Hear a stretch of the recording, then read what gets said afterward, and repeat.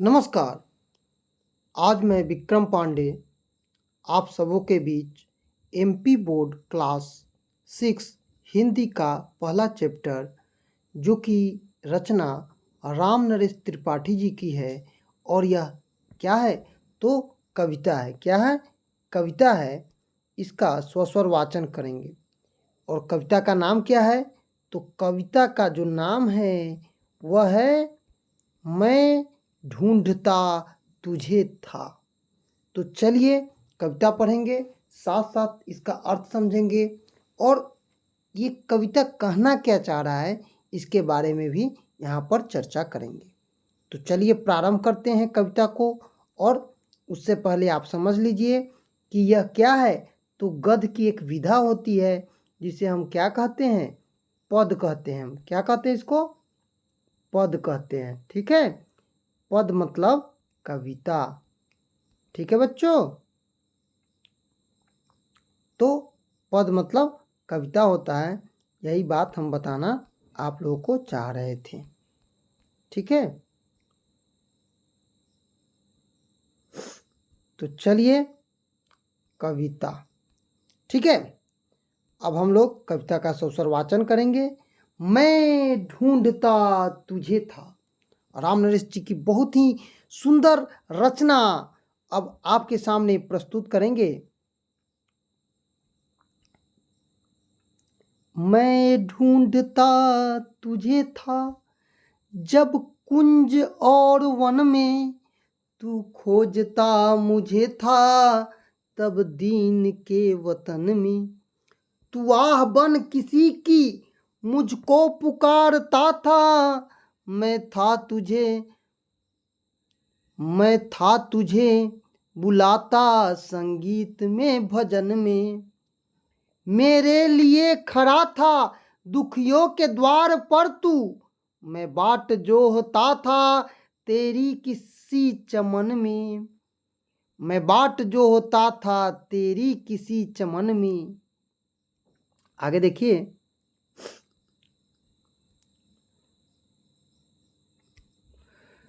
बनकर किसी के आंसू, बनकर किसी के आंसू मेरे लिए बहा तू। आंखें लगी थी मेरी तब मान और धन में, बाजे बजा बजा कर मैं था तुझे रिझाता। तब तू लगा हुआ था पतितों के संगठन में।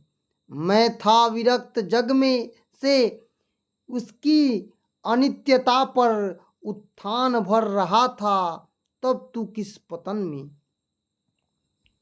आगे देखिए, आगे कह रहे हैं बेबस दुखी जनों की, बेबस दुखी जनों के बीच में खड़ा था मैं, स्वर्ग देखता था झुकता कहीं चरण में। तो यह जो कविता है लय के साथ गाना है और इसमें सिखाया भी गया है। इस चीज़ों को भी थोड़ा सा आप लोग देखिए। आगे कह रहा है तूने दिए अनेक अवसर न मिल सका मैं, तू कर्म में मगन था मैं व्यस्त था कथन में। कैसे तुझे मिलूंगा जब भीड़ इस कदर है, हैरान हो के भगवान आया हूं मैं शरण में। तू रूप है किरण में, सौंदर्य है सुमन में, तू प्राण है पवन में, विस्तार है गगन में। हे दीन बंधु, हे हे दीन बंधु, क्या कर रहा है? हे दीन बंधु, ऐसी प्रतिभा प्रदान कर तू, देखूं तुझे दृग्गों में, मन में तथा वचन में। कठिनाइयों दुखों का इतिहास ही सुयश है, मुझको समर्थ कर तू बस कष्ट के सहन में। दुख में न हार मानूं, सुख में तुझे न भुलाऊं, ऐसा प्रभाव कर दे मेरे अधीर मन में। तो यह कविता जो है किसकी है? अब आप यहाँ पर देखिए अर्थ। मैं ढूंढता, मैं क्या कर रहा है? मैं ढूंढता तुझे था संगीत में भजन में। तो लिखेंगे प्रस्तुत पंक्ति के माध्यम से कवि ईश्वर के क्या कर रहा है, सद्गुण रूप मानकर अलग अलग स्थानों पर ढूंढने का प्रयास करता है, किंतु वे उन्हें नहीं मिलते हैं, क्योंकि ईश्वर की मौजूदगी तो सर्वत्र सब जगहों पर है। कवि कहते हैं जब ईश्वर की खोज और वन में करते थे तो किसी गरीब की झोपड़ी में खोज रहे, जब वह कवि ईश्वर को संगीत और भजन गाकर बुला रहे हैं तो किसी गरीब के असहाय बनकर कवि को पुकार रहे थे। कहने का भाव है ईश्वर वहाँ भी होते हैं जहाँ कवि ढूंढने का प्रयास नहीं करते हैं, बल्कि ईश्वर वहाँ है जहाँ उनकी ज़रूरत है। ईश्वर कवि से भी यही अपेक्षा करता है। दूसरा है मेरे लिए खरा तब मान और धन में। इसमें क्या कहना चाहता है, तो कहना चाह रहा है प्रस्तुत पंक्ति के माध्यम से कहते हैं कि जब ईश्वर का इंतजार किसी फुलवारी या बगीचे में नहीं कर सकते हैं, वे दुखियों के दरवाजे पर खड़े होकर कवि का इंतजार नहीं कर सकते हैं, जब कवि दुनिया के मान सम्मान और धन एकत्र करने के लिए लगे नहीं हैं, ईश्वर किसी दुखिया के आंसू बनकर उनके लिए बह रहे थे। अर्थात ईश्वर यह चाहते थे कि उस कवि की दुख दर्द को मदद करे, उनके आंसू को पोंछकर उसके दुख दर्द को दूर करे। कवि कहने का भाव यही है कि मानव सेवा से सच्चा सेवा कोई नहीं है, इसलिए ईश्वर की सेवा को प्रसन्न करने के बजाय हमें अपने कार्यों के द्वारा ईश्वर को प्रसन्न करना चाहिए। आगे है बाजे बजा बजा कर तू किसे वतन में।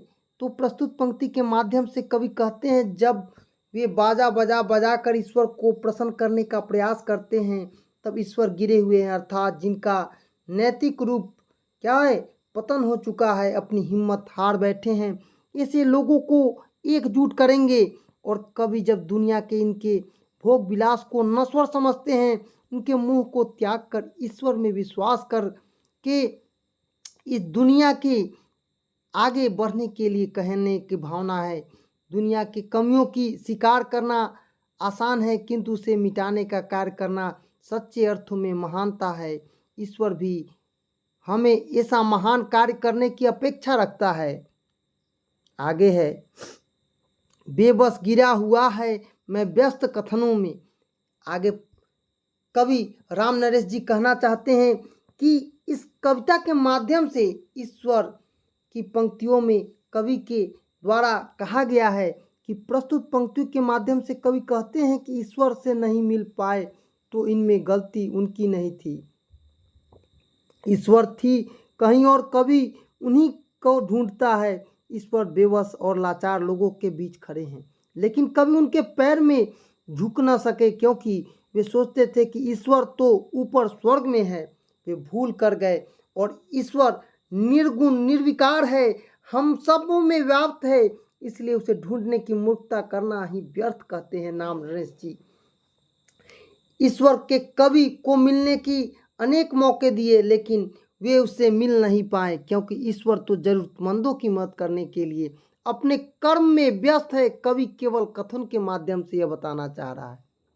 आगे है कैसे तुझे मिलूंगा विस्तार है गगन में। कहने का तात्पर्य है प्रस्तुत पंक्ति के माध्यम से कवि कहते हैं कि उनको ढूंढने का स्थान और ईश्वर होने के स्थान में जब इतना अंतर है तो ऐसा अवस्था में अपने ईश्वर से मिलना पाना संभव नहीं है।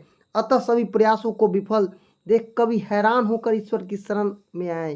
उन्होंने ईश्वर के निर्गुण विकार रूप को सर्वत्र मानकर उनमें सूर्य की किरणों ईश्वर के रूप में, फूलों के सुंदरता ईश्वर प्राणवायु के रूप में सर्वत्र व्याप्त है, आकाश उसका विस्तार आकर कहने का भाव है कि ईश्वर अपने निर्गुण विकार में सर्वत्र सब जगह अपने दीन दुखियों की सेवा में लगे हुए हैं। आगे है तू ज्ञान हिंदुओं के मन में है वचन में।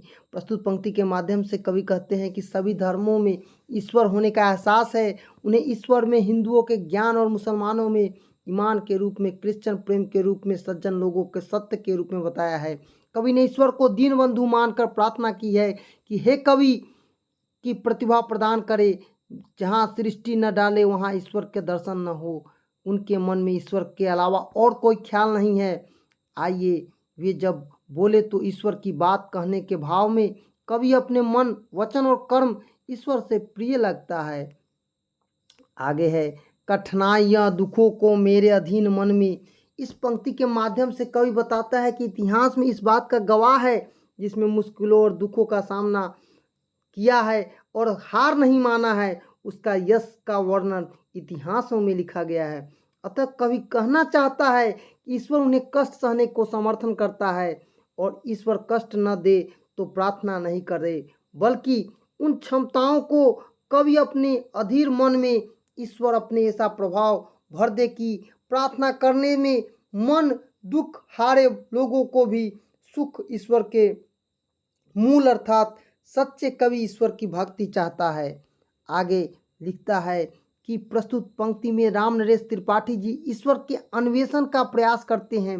फलतः उनके जो अनुभव है वे लिखित कविता के पंक्तियों में व्यक्त की गई है। ईश्वर अपने भक्त से क्या चाहता है, इस कविता के माध्यम से बताया गया है कि सच्चे ईश्वर भक्ति का क्या उद्देश्य है, उसका वर्णन कविता में किया गया है।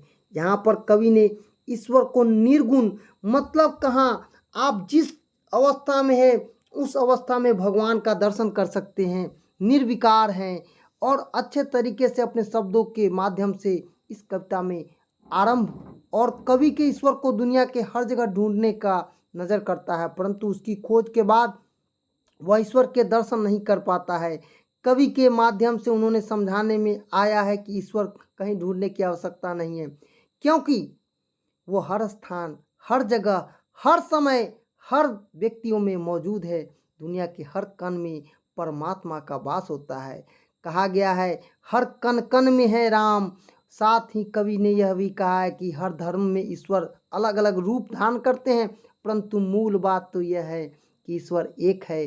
कवि की कविता के अंतिम भाग में ईश्वर की प्रार्थना की कि वे अपने मन को हमेशा साफ रखे और दूसरों की मदद के लिए एक मुकाबला करे, डट कर लड़े, यही क्षमता प्रदान करना चाहता है।